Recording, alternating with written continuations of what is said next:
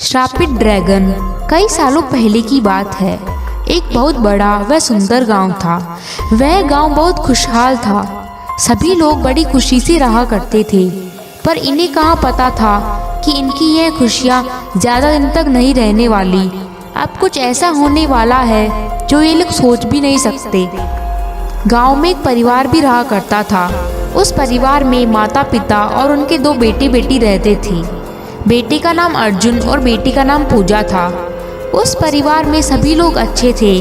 वे लोग गांव के जाने माने अमीर लोग थे, लेकिन उन चारों में से अर्जुन का स्वभाव थोड़ा अजीब था।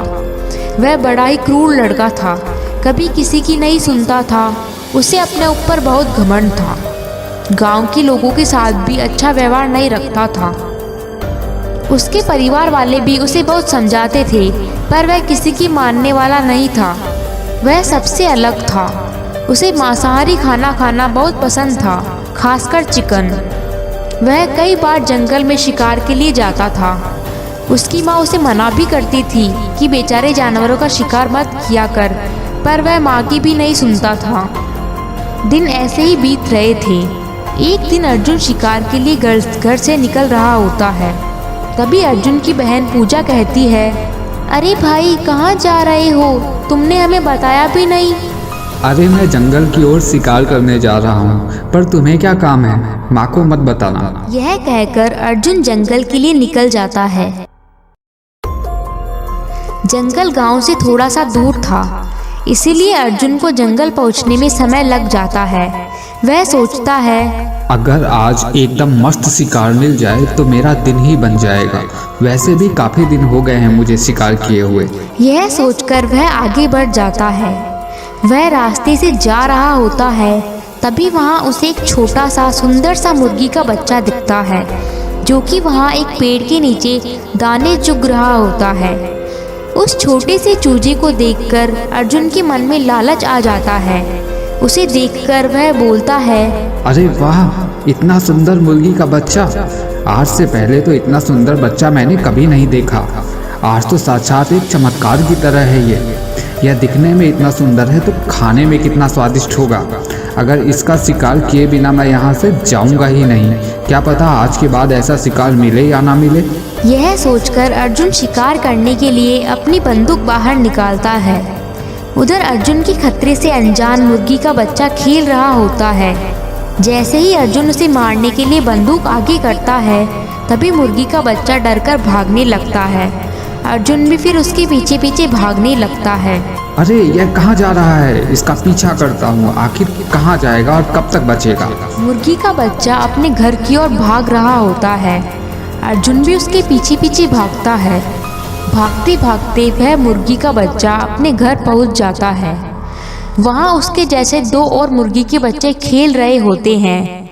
वह दोनों उसके भाई ही होते हैं। तभी वह मुर्गी का बच्चा अपने भाइयों से पूछता है, अरे माँ कहाँ गई है? तुम दोनों अकेले क्यों हो? तभी दूसरी मुर्गी का बच्चा बोलता है, माँ हमारे लिए खाना लेने गई है। उधर अर्जुन यह सब देख रहा होता है। वह फिर सोचता है, अरे वाह, एक ही नहीं तीन तीन चिकन, वो भी बिल्कुल एक जैसे।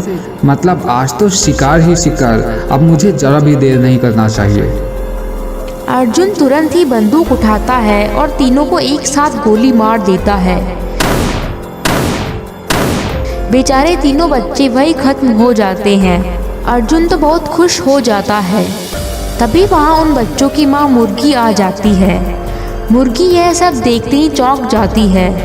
हाय राम, मेरे बच्चों को ये क्या हो गया? किसने मारा मेरे बच्चों को? ये तीनों ही तो मेरी दुनिया थे। कौन पापी है जिसने यह पाप किया है? तभी अर्जुन बोलता है, मैंने मारा है तुम्हारे बच्चों को। मैं इनका शिकार करना चाहता था। इतने सुंदर सुंदर बच्चे हैं। तभी मुर्गी कहती है, तुमने मेरे बच्चों को क्यों मारा? आखिर इन्होंने तुम्हारा क्या बिगाड़ा था? अभी तो ये सिर्फ 20-20 दिन के हुए थे। 1 महीना भी पूरा नहीं हुआ था। दुनिया देखने से पहले ही तुमने इनको मार दिया। आखिर क्यों? ऐसे क्या भूल हो गई थी इनसे? तभी अर्जुन बोलता है, देखो सीधी सी बात है, लोग मुर्गी का शिकार क्यों करते हैं? खाने के लिए ना। तो मैंने भी वही किया। दुनिया मुर्गों को खा रही, तो अगर मैंने इनको मार दिया तो इसमें क्या दिक्कत है? हम लोगों में और इंसान में क्या फर्क है? जैसे इंसान में आत्मा है वैसे हम में भी है। जैसे इंसानों का परिवार होता है वैसे हमारा भी परिवार होता है। हमें भी अपने बच्चों के लिए डर लगता है और हमें भी अपने बच्चों से प्यार है। खाने के लिए तो कई सारी चीज़ें हैं जो खाई जा सकती है, लेकिन लोग हम जैसे छोटे प्राणियों को ही क्यों खा रहे हैं? क्या हम में जीव नहीं है? उसी शौक की वजह से आज हमारा परिवार बर्बाद हो गया। तभी अर्जुन हंसकर बोलता है, ए मुर्गी, अब तू मुझे सिखाएगी कि मुझे क्या खाना चाहिए और क्या नहीं। मुझे कोई फर्क नहीं पड़ता तुम क्या सोचती हो, मुझे तो सिर्फ खाने से मतलब है। और अब तो मैं इन तीनों के साथ साथ तुम्हें भी खाऊंगा। आज तो लगता है भगवान मुझ पर बहुत मेहरबान है। तुम इंसानों की वजह से ही हम लोग कम होते जा रहे हैं। अब इन बच्चों के बिना तो मेरे जीने का कोई मतलब नहीं है। इनके लिए ही तो मैं जी रही थी। अब ये ही नहीं तो मेरा भी कोई वजूद नहीं है। हाँ, चिंता मत करो, अब मैं चारों को एक साथ पका कर खाऊंगा। वैसे भी तुम अकेली इनके बिना जिंदा रहकर क्या करोगी? हाँ, तुम मुझे भी मार लो, पर इतना याद रखना, मेरी मौत के बाद तुम्हारी जिंदगी बदल जाएगी।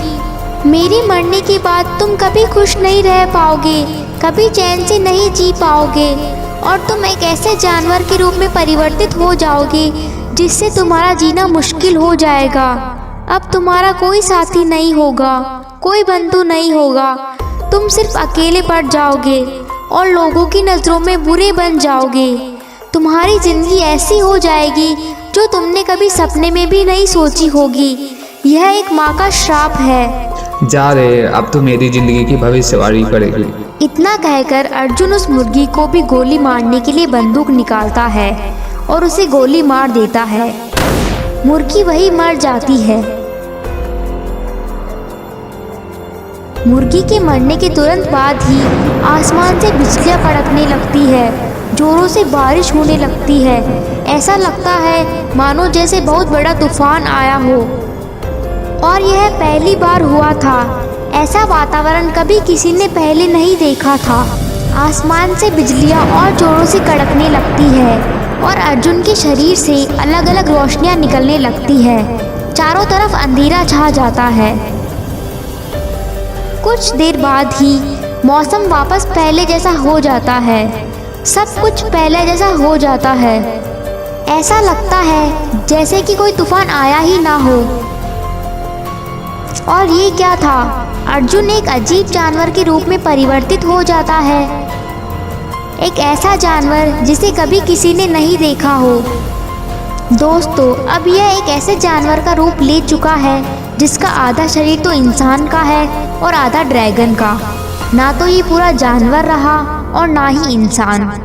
उस मुर्गी के श्राप की वजह से अब यह ऐसा बन गया है कि ना तो इसे जानवर अपनाने वाले हैं और ना ही इंसान। इसके बड़े बड़े बाल, मुंह बिल्कुल राक्षस की तरह, लंबे लंबे नाखून। यह अब इंसानी ड्रैगन बन चुका होता है। पर अर्जुन को यह नहीं पता होता है कि वह अब क्या बन चुका है। वह तो खुद को पहले जैसा ही समझ रहा होता है। कुछ देर बाद अर्जुन को भूख लगने लगती है, तो वह गांव की तरफ निकलने की सोचता है और गांव की तरफ निकल पड़ता है। जैसे ही वह गांव की तरफ जा रहा होता है, तभी जंगल में दो लोग देखकर उसे भागने लगते हैं। अरे, ये तो मेरे गांव के लोग हैं। ये मुझे देखकर भाग क्यों रहे हैं? ऐसा क्या है? पहले तो कभी नहीं भागते थे। तभी अर्जुन दोनों को आवाज देकर रोक लेता है और उनके पास जाता है और कहता है, अरे, तुम लोग मुझे देखकर भाग क्यों रहे हो और ऐसे डरे हुए क्यों लग रहे हो जैसे कोई भूत देख लिया हो? मैं तो अर्जुन हूँ, तुम मेरे पापा को भी जानते हो।